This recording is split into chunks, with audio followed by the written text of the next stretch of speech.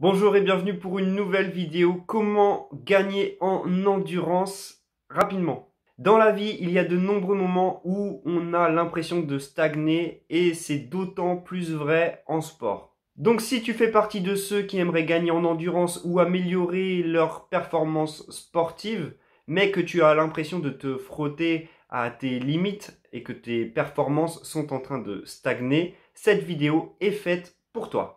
Ici, je vais te donner un conseil, une astuce qui est relativement simple à mettre en place, qui va te permettre de dépasser cette limite que tu connais actuellement.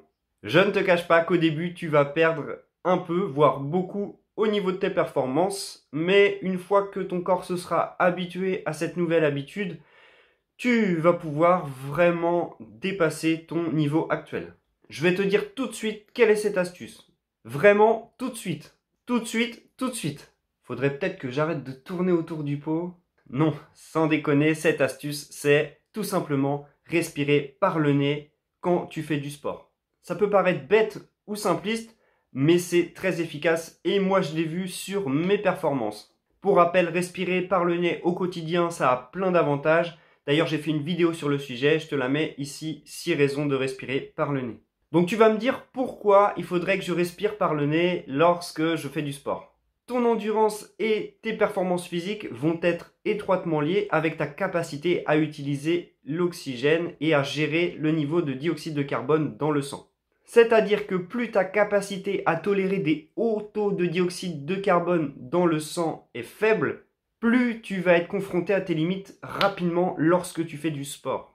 Du sport ou une activité physique quelconque. D'ailleurs, si tu commences à être essoufflé dès que tu montes des marches, ça peut être un signe que respirer par le nez, ce serait bon pour toi. Quand tu fais du sport et que tu respires par la bouche, tu apportes beaucoup d'oxygène au corps et surtout tu évacues beaucoup de dioxyde de carbone.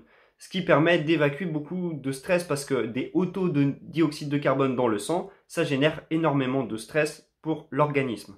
Alors que quand tu respires par le nez, le débit de dioxyde de carbone qui sort et d'oxygène qui rentre est beaucoup plus faible parce que les narines, c'est beaucoup moins large que la bouche. Enfin, ça dépend pour qui.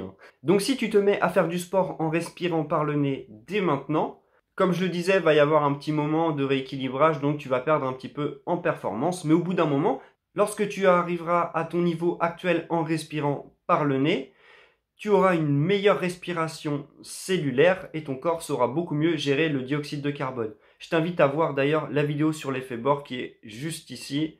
Elle est complémentaire. Et donc plus ton corps va avoir une meilleure respiration cellulaire et plus il saura gérer le dioxyde de carbone, plus tu pourras aller loin dans tes performances sportives en sachant que lorsqu'il faudra que tu tapes vraiment fort, que tu fasses un effort vraiment intense, il te reste la respiration buccale. Tu pourras respirer par la bouche pour aller au maximum de tes capacités lorsque tu le souhaites. Donc au début, tu vas perdre en performance, mais tu vas récupérer assez vite et voire même te dépasser rapidement et c'est ce qu'on cherche. Bien sûr, au début, c'est pas forcément simple à mettre en place. On peut se heurter à quelques murs. Ça peut être difficile au début de s'adapter et d'adapter son effort physique à cette nouvelle habitude. Mais pour t'aider, tu peux commencer à, par exemple, faire 2 respirations nasales, une respiration buccale. Enfin, tu trouves des petits compromis comme ça, le temps que tu arrives à t'adapter.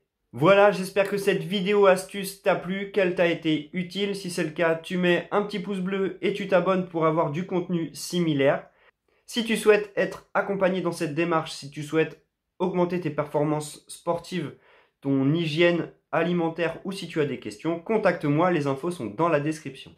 En attendant, je te souhaite une belle continuation, une belle vie, pleine d'amour, de confiance et de paix, et je te dis à bientôt.